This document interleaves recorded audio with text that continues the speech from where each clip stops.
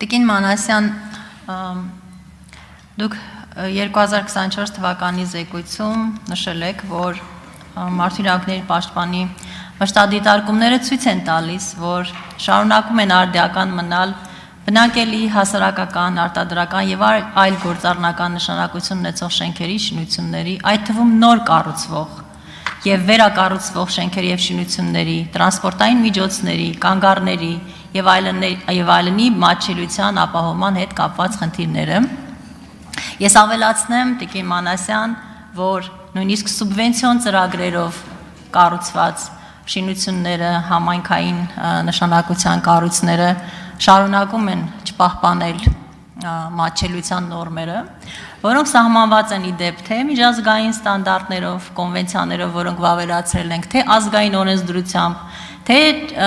քաղաքաշինական ստանդարտներով, որոնք արդեն 20 տարվա պատմություն ունեն, եւ իհարկե դուք ձեր զեկույցում առաջարկներ եք նշել։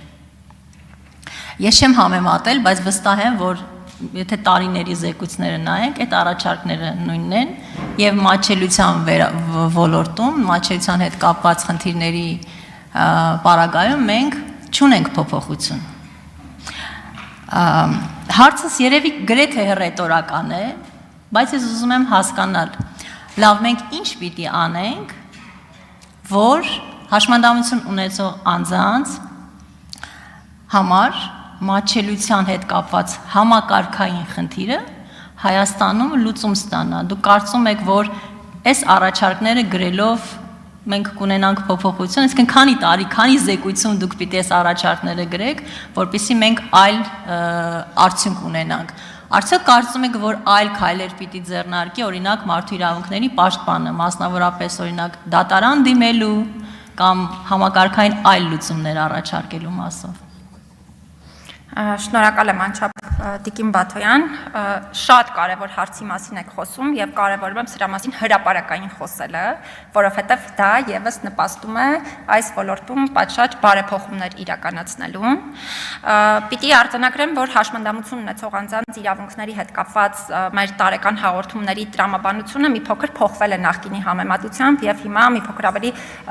մեծ ծավալով եւ մի քիչ այլ տրամաբանությամբ ենք հարցերին անդրադառնում եւ հատկապես նոր կառուցվող շենքերին, ձեռքբերվող տրանսպորտային միջոցների հետ կապված խնդիրներին մենք անդրադարձ ենք հիմա կատարում մեր մշտադիտարկումների արդյունքներով, ընդ որում իրականացված հենց հաշմանդամություն ունեցող անձանց հետ եւ նրանց մասնակցությամբ, այսինքն մենք մշտադիտարկումների շարք ենք նախաձեռնել, որտեղ ընդգրկում ենք մշտադիտարկումների process-ներին ոչ միայն պարզապես փորձագետների ու մեր աշխատակազմի ներկայացուցիչներին, այլ հենց հաշմանդամություն ունեցող անձանց եւ այդպիսի մի քանի մշտադիտարկումներ ունեցել ենք, այդ թվում տրանսպորտային միջոցները մշտադիտարկելիս եւ այդ թվում տարբեր նոր կառուցվող շենք-շինություններ մշտադիտարկելիս։ Ուզում եմ արձանագրել, որ այո, ամենացավալի փաստն այն է, որ մենք հիմա մատչելիության խնդիրների առումով խոսում ենք ոչ թե պարզապես հին շենքերի հետ կապված, այլ խոսում ենք նաև նոր կառուցվող շինությունների շենքերի հետ կապված այն պայմաններում, երբ օրինակ նախագծային փաստաթղթերում ըստ էության նախատեսված է, մատչելիության ապահովման հետ կապված համապատասխան լուծում, ընդ որում տեսանելիության առումով միգուցե տրված է, օրինակ, չգիտեմ, թեքահարթակ է կառուցված, բայց գնում ենք մշտադիտարկում ենք մեր փորձագետի մասնակցությամբ եւ հաշմանդամություն ունեցող անձանց մասնակցությամբ եւ պարզվում է, որ այդ նոր շենքը կամ շինությունը չի համապատասխանում ստանդարտներին։ Կամ օրինակ մենք ձեռք ենք բերել բազմաթիվ նոր տրանսպորտային միջոցներ, որոնք ըստ էության հայտարարվում է, որ իրենք ունեն համապատասխան պայմաններ երաշխավորելու այդ թվում մատչելիությունը, բայց երբ մենք մշտադիտարկել ենք, պարզել ենք, որ այո, տեխնիկական հնարավորությունը միգուցե ավտոբուսը ունի, բայց այդ հանրային տրանսպորտի միջոցը չի օգտագործում այդ տեխնիկական միջոցները եւ արդյունքում ըստ էության անկախ դրանից ունի թե չունի տեխնիկական հնարավորությունը, ըստ էության միևնույնն է այն մնում է ոչ մատչելի հաշմանդամություն ունեցող անձանց համար։ Ես այստեղ շատ կարևորում եմ առաջին հերթին նախ տեսչական մարմինների գործունեությունը նաև, որովհետև կարծում եմ, որ 1-2 դեպքով սրա կարևորությունը ցույց տալու արդյունքում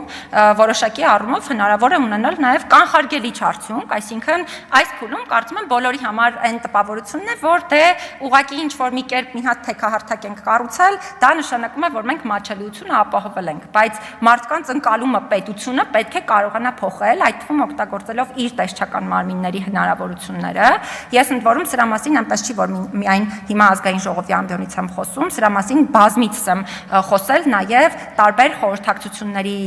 ժամանակահատվածում, տարբեր մարմինների ներգրավմամբ եւ շատ կարեւորում եմ իրականում, որպեսզի մենք նաև առաջնահերթ ուշադրություն դարձնենք ու պետական բյուջեից անընդհատ միջոցներ հատկացնենք մատչելիության ապահովման խնդրին։ Շնորհակալ եմ։ Արձագանք։ Տիկին Մանասյան, մատչելիության մոնիթորինգ նույնիսկ չեմ չափազանցնի, եթե ասեմ, որ վարչապետն է իրականացնում։ Այսինքն, երբ այցեր է իրականացնում սուբվենցիոն ծրագրերով կառուցված դպրոց, մանկապարտեզ, այդ հարցին ուշադրություն է դարձնում, բայց նույնիսկ դա չի օգնում։ Ես ուզում եմ հասկանալ, ինչպես դասականներ ասում, լավ, մենք ինչ անենք, հիմա զինված խումբ կազմենք, ինչ կարելի է անել։ Ասականը չէ, կլասիկ։ Կլասիկ ներողություն, ինչ կարելի է անել, որպեսզի մեր ունեցած, այսինքն փորձը ցույց է տալիս, որ մեր ունեցած կառուցակարգերը, մեր ունեցած ինստիտուտները չեն օգնում։ Արդյոք նոր ինստիտուտների, նոր մարմինների կամ նոր գուցե դատական գործերի կարիք կա։ Ինչ եք կարծում։ Այստեղ ուղղակի նաև բարձրաձայն եւ հանրային ուզում եմ քննարկենք, որպեսզի բոլորին հասանելի լինի։ Տեսչական մարմիններից մեկին ես դիմում եմ ուղարկել այդ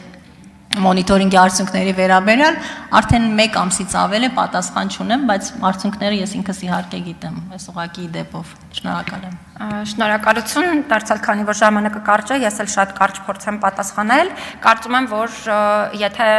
իրավահավասարության մարմնի մեխանիզմները Հայաստանում գործարկվեն, այս փուլում նախագծային փաթեթով համենայն դեպս նախատեսված է, որ այդ գործառույթը պետք է իրականացնի մարդու իրավունքների պաշտպանը, բայց անկախ նրանից թե ով է իրականացնում այդ գործառույթը, սա շատ կարևոր գործիք կարող է լինել բոլոր հիմքերով խտրականության դեմ պայքարի համար, իհարկե նաև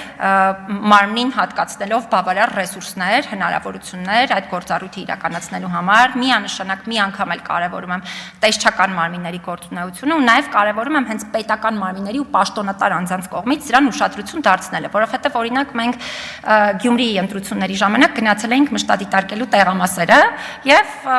ըստ էության կայքից էինք վերցրել այն տեղամասերը, որոնք պետք է մատչելի լինեն, պաշտոնական տեղեկատվությունը, բայց արդյունքում երբ որ մուտք գործեցինք, պարզվեց, որ իրականում անհնար է այդտեղ մատչելիություն ապահովել, որովհետև այնպես է